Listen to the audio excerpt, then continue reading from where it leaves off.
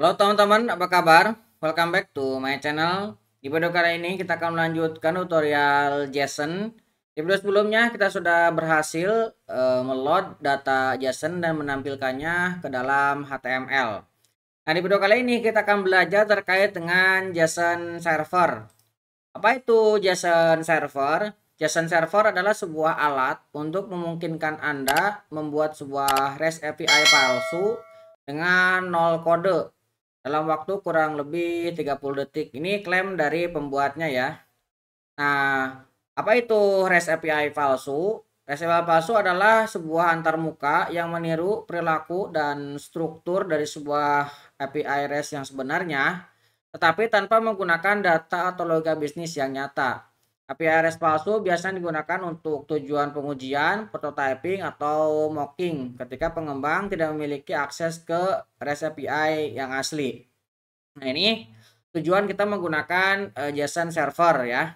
Nah, nanti JSON server ini akan kita gunakan juga ketika kita mencoba menggunakan React ya. Nah, keuntungan menggunakan JSON server, nah kita tidak memerlukan kode, tapi nanti kita akan coba tambahkan beberapa kode ya semirip mungkin dengan REST API asli. Nah, kemudian mendukung fitur-fitur canggih. Misalnya ini di sini adalah fitur yang ada pada REST API seperti paging, kemudian sort, dan lain sebagainya. Kemudian mudah digunakan dan diintegrasikan. JSON server dapat dijalankan dengan satu perintah. JSON server, kemudian watch, dan kita panggil file JSON-nya. Nah, dengan perintah ini kita sudah memiliki sebuah lokal untuk REST API. Nah, ini cocok untuk prototyping dan mocking. Nah, ini untuk membuat sebuah JSON server, kita membutuhkan yang namanya Node.js. Node.js, cara installnya sudah kita contohkan di video sebelumnya ya. Nah, kalau misalkan teman-teman sudah menginstal Node.js, nah teman-teman ketikkan di sini Node, kemudian strip v, maka akan muncul versi Node.js yang sudah teman-teman install. Nah, kemudian untuk menginstal JSON server, kita harus kunjungi npm JS, kemudian packet JSON server. Kita tinggal klik, nah nanti akan diarahkan sini ya, JSON server. Nah, untuk menginstalnya kita bisa menggunakan npm seperti ini ataupun menggunakan yarn. Nah, kita akan coba menggunakan npm. Nah, untuk menggunakan npm ini kita harus membuat dulu folder projectnya ya. Nah, saya akan masuk ke direktori JSON tutorial kita yang sebelumnya ya. Nah, sebelumnya kita sudah memiliki 4 project. Kita akan membuat direktori kelima yaitu JSON server ini ya. Kemudian saya akan masuk ke direktori kelima JSON server. Kemudian saya akan clear screen. Kemudian saya akan buka dengan menggunakan Visual Studio Code. Seperti ini ya. Nah, ini project kita masih kosong. Nah, eh, kita akan buka terminal. Teman-teman bisa buka terminal dengan menggunakan menu terminal, new terminal, ataupun teman-teman bisa menggunakannya menggunakan shortcut ya, control backtick. Nah, ini juga sama, akan membuka terminal. Nah, dari sini sebelum kita memulai untuk menginstalnya, kita harus init dulu ya. Nah, kalau misalkan teman-teman menggunakan yarn, gunakan yarn init, ataupun kalau menggunakan npm, teman-teman gunakan npm init. Nah, saya akan menginstal menggunakan npm. Saya akan menggunakan npm init. Nah, kemudian saya akan menambahkan min y. Tujuannya supaya npm mengambil data default untuk pembuatan initnya. Nah, kita tinggal enter. Nah, maka dia akan membuatkan data defaultnya. File name-nya ini menggunakan nama foldernya, versinya, dan seterusnya. Ini dia mengambil data default ya. Oke, saya akan clear screen. Nah, kalau misalkan sudah kita init, nah baru kita akan menginstal untuk JSON servernya. Nah, kalau misalkan teman-teman ingin JSON server bisa diakses dimanapun, teman-teman gunakan global ya. Nah, di sini ada global. Tapi saya akan menggunakan yang lokal saja karena saya akan menggunakan hanya di project ini saja. Saya akan copy ini. Nah, kemudian kita tinggal paste ke sini. Kita enter ya. Oke, ini sudah terinstall ya. Teman-teman bisa lihat di sini dependensinya sudah nambah. JSON server dan di sini sudah ada node modul. Nah, kalau misalkan sudah seperti ini, kita bisa lihat lagi di panduannya. Nah, kita lihat kita harus membuat sebuah file JSON db.json yang nanti akan dieksekusi dijalankan ketika scriptnya dijalankan. Nah, kita akan buat di sini new file, kita akan buat db.json. Ini datanya boleh teman-teman mengambil data dummy dari sini ataupun kalau misalkan teman-teman punya data sendiri silahkan diambil saja. Tapi teman-teman harus menggunakan array JSON ya. Dari sini nama dari key-nya, kemudian ada array-nya. Nah, ini nanti akan kita gunakan untuk mengakses URL HTTP-nya ya, HTTP-nya. Saya akan menggunakan data dummy yang saya punya. Teman-teman boleh pakai yang ini ataupun kalau misalkan mau pakai data dummy yang sama, teman-teman bisa ambil untuk data dummy-nya di kolom deskripsi ya, file latihannya. Saya akan menggunakan employee di sini, kemudian user, kemudian ada port ya. Nah, kenapa saya menggunakan data ini? Karena nanti ke depan kita akan gunakan ini untuk validasi autentikasinya kita nanti akan menggunakan JWT. Nah, jadi nanti kita akan tambahkan juga untuk JWT-nya. Nah, untuk tahap awal ini kita akan gunakan sebagai data dummy-nya seperti ini. Kita save. Nah, kita bisa baca lagi. Untuk menjalankannya, kita bisa menggunakan ini ya, JSON watch db.json. Karena saya menginstalnya lokal, maka kita harus mengkonfignya. Kita akan mengkonfig di sini. Nah, kita akan tambahkan koma, kemudian kita akan tambahkan di sini. Misalkan saya kasih nama ini bebas ya, JSON SVR, maksudnya JSON server. Kemudian dipisahkan dengan titik 2 dan kita tempatkan yang tadi kita punya ke sini untuk perintahnya ya. JSON server watch, kemudian nama filenya db.json. Karena ini berada di luar, berada di root projectnya, kita tidak perlu menambahkan posisi foldernya. Nah, ini bisa kita simpan. Nah, kalau sudah seperti ini, nah tadi kan kita hanya butuhkan setengah menit saja untuk membuat REST API palsu. Berarti kita tinggal menjalankan npm, kemudian run, kemudian kita panggil nama dari scriptnya. Namanya JSON SPR. Nah, kita tinggal enter. Nah, ini sudah jalan ya. Tuh lihat di sini sudah ada 3 yang bisa kita akses. Ada employee, user, dan post. Tadi ini yang kita gunakan. Home-nya yang ini. Kita akan memilih home-nya. Kita tinggal tekan control dan klik. Nah, nanti akan terbuka ya. Nah, ini aksesnya. Di sini ada employee. Nah, ini ya. Kemudian tadi juga ada user. Kita akan coba gunakan employee ya. Nah, di employee ini kalau misalkan kita lihat, nah kita bisa menggunakan semua yang biasa digunakan untuk REST API. Misalkan kita akan mengambil, ini kan employee ada ID 1. Kita bisa mengambil ID 1. Oke, kita coba enter tuh. Kita bisa mendapatkannya ID 1 ya. Ataupun misalkan kita bisa menggunakan post put. Nah, ini kita bisa menggunakan postman ya. Ataupun kita juga bisa menggunakan thunder ya. Nah, yang ini.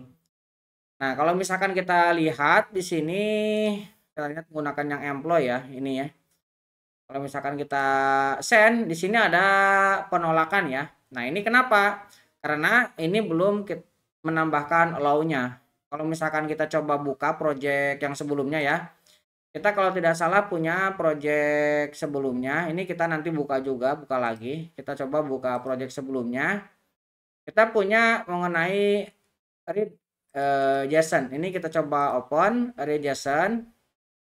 Nah, ini akan kita panggil ke sini. Nih, lihat. Kita sudah menambahkannya ke sini. Ini kita ambil dari tadi kan bisa kita munculkan dari sini ya. Tapi kalau misalkan kita panggil dengan URL yang berbeda, ini ada penolakan ya. Jadi ada errornya. Ini bisa kita paste ke sini. Nih, kemudian kita bisa simpan. Nah, ini bisa kita buka di browser. Kita bisa inspect. Kemudian kita bisa lihat konsolnya. Nah, lihat di sini.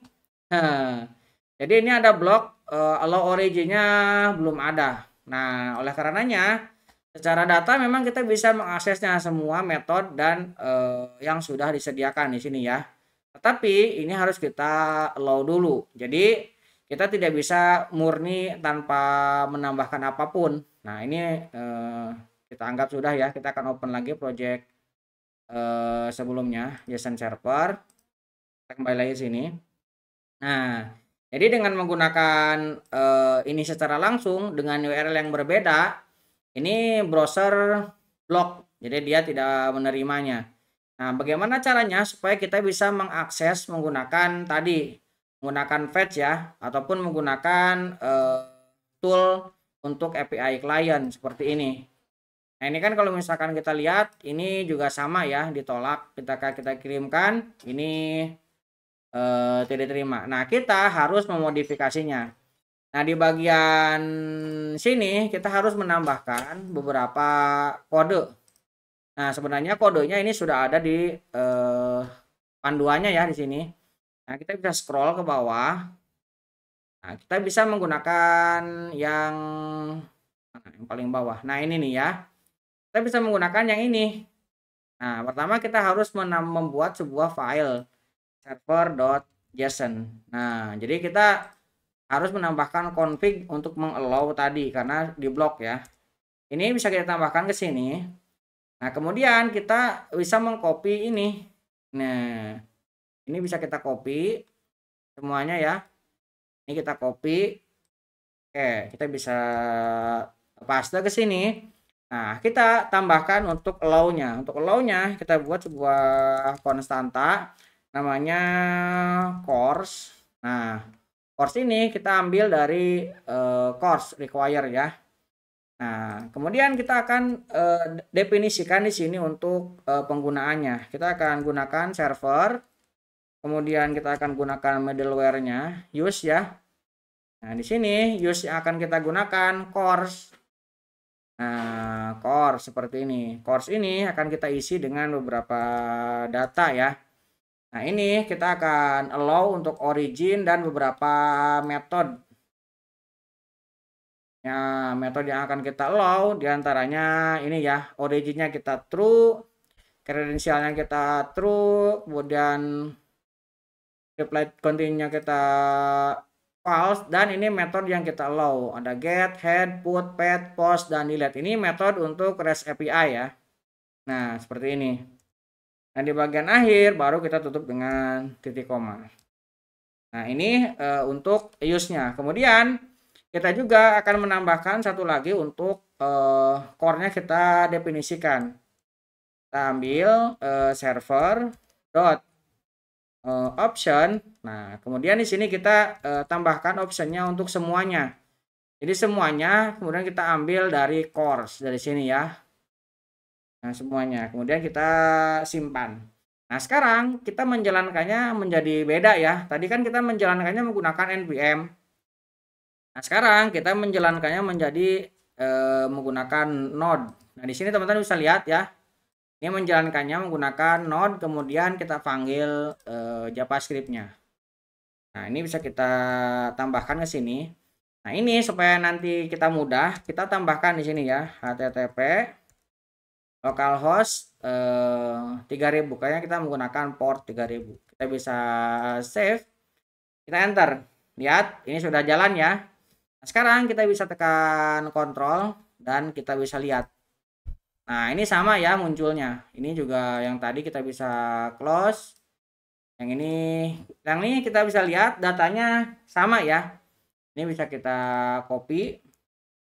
Kemudian kita akan panggil menggunakan Postman ataupun menggunakan Thunder sama aja ya. Kita akan buka employee lagi. Yang tadi kita sudah definisikan, kita tambahkan ke sini, kemudian kita send. Nah, sekarang kita sudah berhasil ya. Nah, kita menggunakan ini sudah berhasil. Jadi di sini kita bisa ganti-ganti nih. Nah, ini kan kita memanggil employee. Kalau misalkan kita memanggil hanya satu, Nah, kita mendapatkan satu aja. Kita bisa lihat ya panduannya di sini.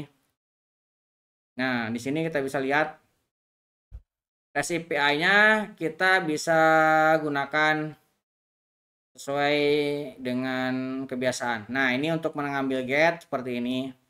Kemudian kita juga bisa post. Misalkan kita menggunakan yang dummy-nya ya. Kita kan memiliki post. Kita gunakan coba yang post aja ya. Supaya ngikutin yang ini ya maksudnya nih. Kita akan coba get dulu yang post. Nanti datanya apa aja. Nah, ini yang employee karena nanti kita akan gunakan untuk registrasi ya. Nah, ini postnya karena kita double slash jadinya not. Nah, ini ada dua ya. Nah, sekarang kita akan coba untuk menambahkan ya. Kita akan kirimkan misalkan ini kita copy aja dari sini. Kita akan tambahkan ID-nya 3 misalkan ya. Hello World 2 misalkan. Hello World 2. Autornya misalkan 3 seperti ini ya. Nah, kemudian di sini teman-teman bisa lihat kita bisa mengirimkan dengan post. Nah, kita kirimkan ini ganti menjadi post. Kemudian kita send. Nah, ini responnya create ya. Sekarang kita bisa cek di sini, kita ambil lagi get. Kemudian kita send. Sekarang sudah ada 3 ya. Jadi untuk proses post kita juga sudah berhasil ya. Nah, kemudian kalau misalkan kita coba lagi untuk put. Nah, kita akan coba put ya. Misalkan kita akan coba put yang ID-nya 3. Nah, kita akan ganti dengan hello world 2xx misalkan seperti ini. Kemudian kita tinggal send. Nah, lihat di sini statusnya oke. Kalau misalkan ini kita panggil lagi dengan metode get, kita kirimkan. Nah, ini sudah menjadi XX. Nah, jadi semua proses untuk REST API-nya sudah berhasil ya. Delete misalkan, kita coba akan delete yang ketiganya. Nah, ini bisa kita ambil delete. Kemudian kita akan ambil yang ID-nya 3. Ini kan kita memiliki ID ya. Nah, ini akan kita hapus yang ID-nya 3. Kita send. Nah, ini oke ya. Ini kalau misalkan kita ganti lagi ke get, kemudian ini kita tampilkan semua, kita send, ini sudah tinggal 2 datanya. Nah, jadi kita dengan menggunakan JSON database seperti ini akan lebih mudah ya. Nah, ini menjadi lebih mudah JSON server ini. Jadi kita tidak perlu membuat lebih banyak script untuk mengkoneksikan data JSON kita dengan membentuk sebuah REST API. Ya cukup memiliki data JSON, kemudian kita sudah bisa mengaksesnya selayaknya sebuah API seperti ini. Oke, untuk video kali ini sampai di sini. Di video selanjutnya kita akan menambahkan untuk autentikasi ya. Kita akan menggunakan JWT. Jadi kita akan tambahkan JWT di bagian sini. Nah, nanti kalau misalkan kita mengakses data, kita akan autentikasi menggunakan JWT. Oke, buat teman-teman yang belum subscribe, jangan lupa subscribe dan nyalakan tombol loncengnya. Sampai ketemu di video selanjutnya.